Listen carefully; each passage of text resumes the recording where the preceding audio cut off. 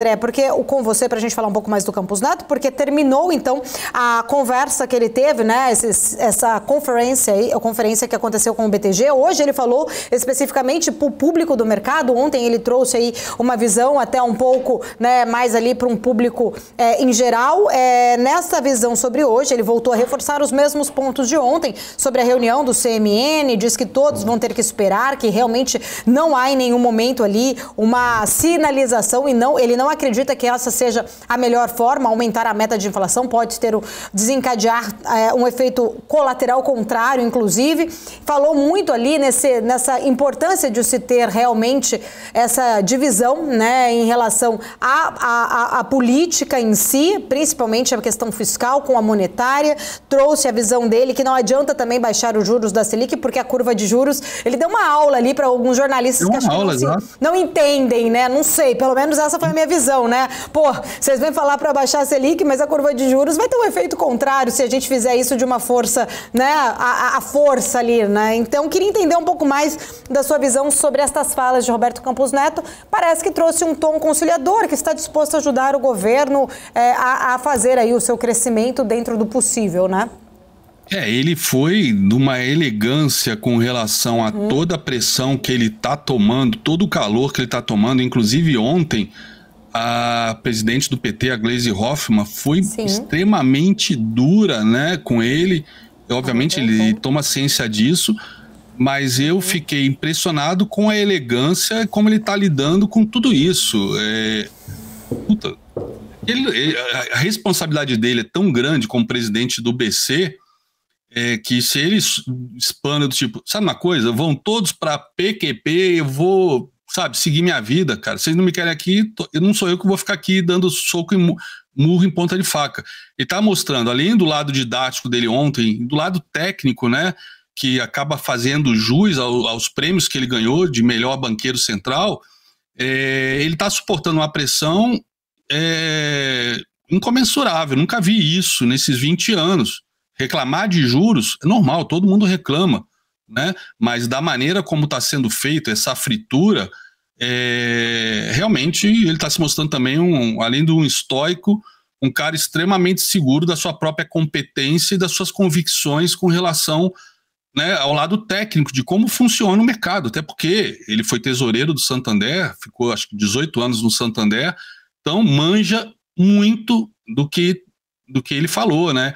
E seria um aliado importantíssimo se o governo soubesse usar o Banco Central, né, como aliado, independente do patamar de juros que está. Ele comentou, por exemplo, né, do núcleo de inflação, que está bem acima do que da inflação mesmo, né, do IPCA, falou de 9% ontem, ou seja, o juros real, né, quando a gente olha de 9% para 13,75%, estamos falando aí de 4,75% juros reais. Tudo bem, os juros reais, quando se olha os Estados Unidos, a taxa do Fed, né, versus a inflação, é negativo. Mas, tem que lembrar que a gente tem o risco Brasil, né, fazendo aquela conta de padeiro, a gente tem o risco Brasil, tem o risco cambial, tem uma série de coisas que tem que estar precificado, né, no que o investidor estrangeiro, o investidor em geral, vai pagar. Ou seja, tem que ter um prêmio acima do que o cara recebe nos Estados Unidos, que é AAA. A gente não tem grau de investimentos. Pelo contrário, nós perdemos todos os graus de investimento, né, que nós tínhamos. Então, quando a gente vê a inflação, um núcleo, né, 9%, e a gente sabe, por exemplo, a questão do ICMS que vai voltar a qualquer momento, não tem como fugir disso, que vai impactar combustível, a gente é um país que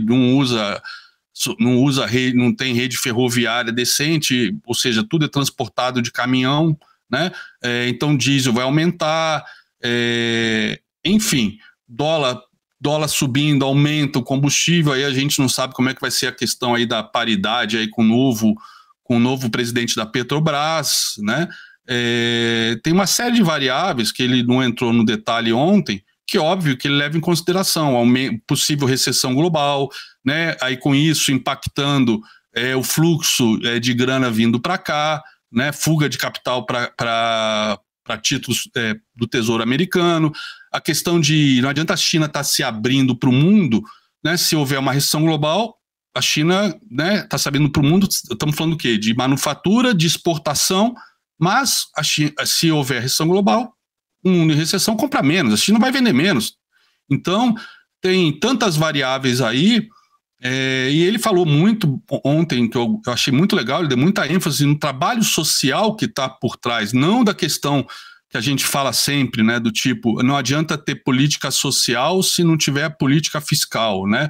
Não adianta fazer política monetária se não tiver convergindo com a política fiscal. Mas ontem ele falou do trabalho e deu vários exemplos, né? Por exemplo, de crédito para pequenas e microempresas que estava caindo a 8% ao ano, que com essa gestão do Banco Central passou a subir 20% ao ano. Porra, isso é geração de emprego, isso é social pra caramba, né?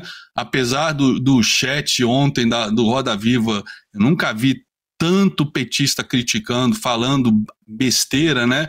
Quando ele falou do Pix, porra, o Pix, o quanto viabilizou de microempresa, de empreendedorismo, não importa como o pessoal criticou, se foi o exemplo que ele deu do garoto no Sinal, que mudou a vida dele com o Pix, porque muita gente que não poderia comprar balinha agora faz o Pix, mas estamos falando, por exemplo, eu vou para a Riviera no Carnaval, aquele monte de microempresário que é o vendedor de coco, o vendedor de picolé, que empurra o carrinho de picolé, aqueles quiosques, né, que você paga Pix ali na hora, né, então você consome mais porque tem Pix, porque não viajou sem dinheiro, não passou no caixa eletrônico e tem Pix, né, não precisa passar no cartão que ia morder, sei lá, 3% do cara, né, e ele só ia receber daqui a 30 dias, não, é Pix, está na conta no mesmo dia, de repente para ele voltar no mercado e, né, repor o estoque de coco, de refrigerante, de cerveja e voltar para a praia.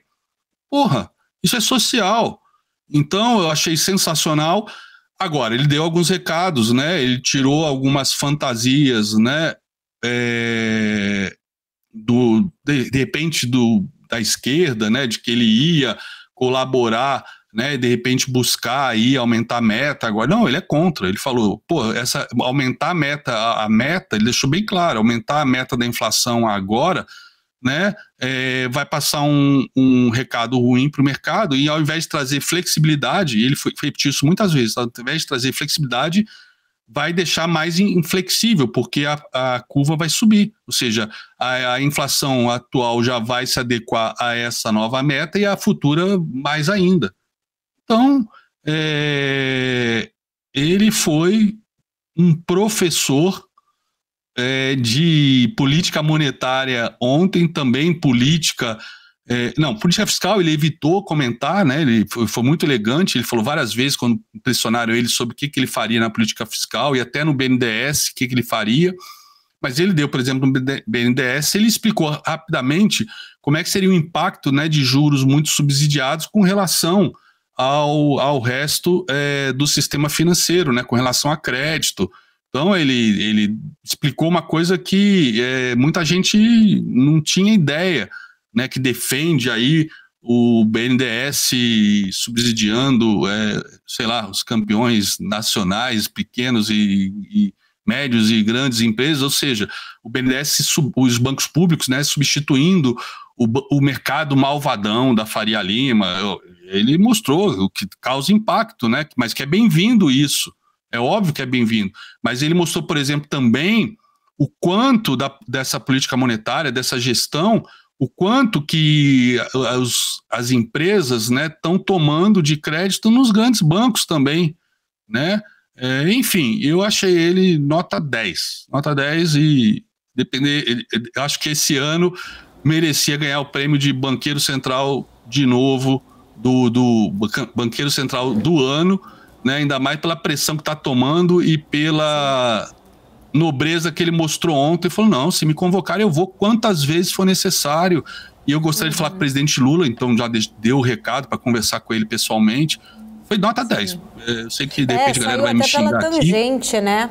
Não, imagina, ele saiu foi até pela tangente ali com algumas perguntas provocativas no sinal para fazer críticas ao ministro da Fazenda. Ele falou, não vou ser deselegante, não estou aqui para falar sobre política fiscal, estou aqui para tratar da política monetária. Fora casca de banana, né, que jogaram. Bem preparado. Jogaram as cascas de banana, mas ele não caiu, não. Foi muito ele não, muito inteligente. Muito inteligente, muito técnico e muito preparado e muito, não é educativo, ele foi muito, mais do que educativo, didático. Foi muito didático ontem. Pena que, pelo que eu acompanhei no chat do Roda Viva, não adiantou de nada. A cegueira esquerdista, petista, também não adiantou de nada. Sabotador, não sei o quê. Eu fiquei mas ele fez a parte dele, pronto. Fiquei olhando ali, mas acho que tem muito robô ali no meio também, viu, André? Mas tudo bem, a gente percebe porque as respostas vão sendo republicadas iguais com, né, a mesma frase ali, enfim. Mas estamos aqui para trazer as informações, as análises de grandes profissionais. Quero agradecer, sempre um prazer falar com